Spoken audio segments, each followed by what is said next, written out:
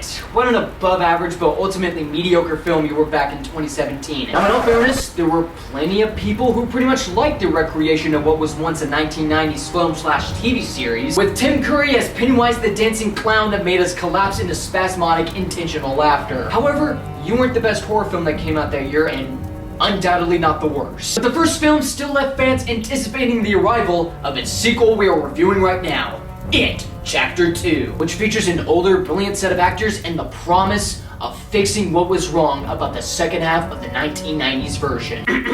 Now the plot of this film this time around takes us 27 years after the first film, and the Losers Club have finally reunited after the older Mike, who at this time is being played by Isaiah Mustafa, whom to my surprise is actually the Old Spice guy. I mean, good for him for being in this movie, but at least you're not the ShamWow guy. Figures out that it wasn't just the disappearance of kids and even a vicious hate crime caused by bullies that actually took place, but that it was Bill Skarsgård who reprises his role as Pennywise the dancing clown, who murdered and eaten children and even a homosexual right in front of his partner's face, making the bullies who committed the hate crime in the first place look like good Samaritans. But anyway, the Breakfast Club have to work together to finish what they started 27 years ago by defeating Pennywise the dancing clown once and for all. Now while the first It was just an alright horror movie with entertaining moments to spare, It Chapter 2, not so much. In fact, it's actually an overlong, narratively dry, less frightening sequel that pales in comparison. The problem with It Chapter 2 is that it's too long for its own good. There is no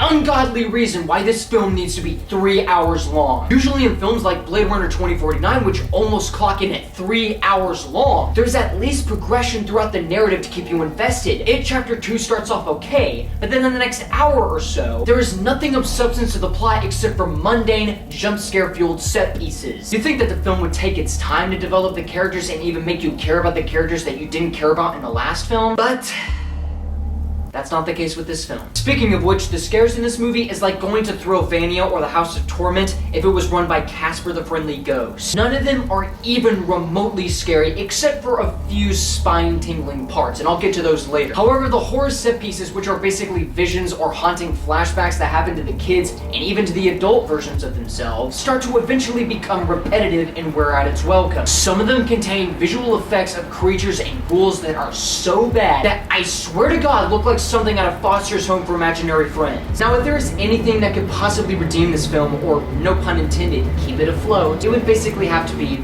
this. Benjamin Wallfish, who did the score for Blade Runner 2049, has a few moments in the film where his score is given something to shine, especially towards the ending of the film. Also, the performances from the Adults Only Club is pretty exceptional. James McAvoy does a credible job at keeping the speech impediment that Jacob Laborer had in the last film, while also doing an excellent job as the older version of Bill, as does Jessica Chastain as an adult Beverly. Bill Hader as older Richie starts to become grating with this annoying comedy shtick, but when he's given dramatic material and even lighthearted moments to work with that are actually pretty funny, he's actually pretty good in the film, and he stands out as one of the film's biggest highlights. And the man who I'm going to refer to as the Old Spice guy, because let's face it, that's who he is, does a surprisingly good job in the role of an older Mike. But unfortunately, his character, much like his character in the last film, is totally underutilized. You see, Mike is perhaps the only reason why him and the Joy Luck Club have reunited together. It informs him that the only way you have to destroy Pennywise's deadlights, there's this Native American ritual that I've learned that we have to do, and one of the steps of the ritual is that each of them would have to find an item to sacrifice from their childhood. And then after an hour of the other members of the Dallas Buyers Club finding their own MacGuffins and encountering visions and flashbacks that don't add much to the narrative, we finally cut back to Mike after all this time, and it's like, wow, I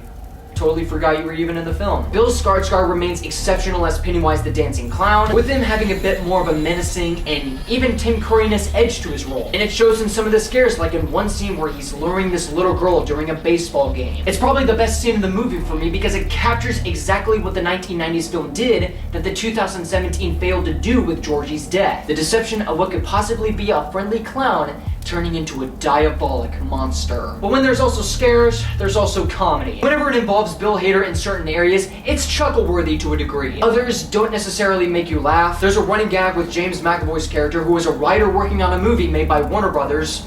No, seriously. But the catch is that everyone likes his writing, except for his bad endings. Pretty much like Stephen King in real life. Now, come on, you know it's true. But sometimes there are just jokes that don't even make any sense. For example, there's a scene where older Eddie, played by James Ranson, is fighting a creature, and then it throws up on him, and then out of nowhere, Juice Newson's Angel in the Morning starts playing. For no reason. Like, what was that? What was the context of the joke? And if you thought that director Andy Muschietti would fix all the problems that the 1990s It climax had, do not be fooled. It's about as disappointing in every conceivable way ever since this thing was revealed to be Pennywise's final form. I mean, seriously, Shelob is scarier than this thing. Not to say that I'm afraid of spiders or anything, because trust me, I'm really not afraid of spiders. Ah!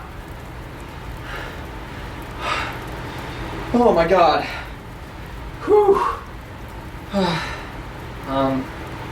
Well, looks like I'm gonna need another pair after that one. It Chapter 2 is a shockingly dull and disappointing movie that struggles to live up to the hype of the first It. Now, if you were a fan of the first It, then you will have a hell of a time with this one, but if you were one of those people who were not a fan of the first It, you will feel unaffected and indifferent walking out of it. I'm not clowning around when I say this, but if I were you, I would waste my 3 hours on a better film, and I would stray far away from it. Wow, 2 puns in 1.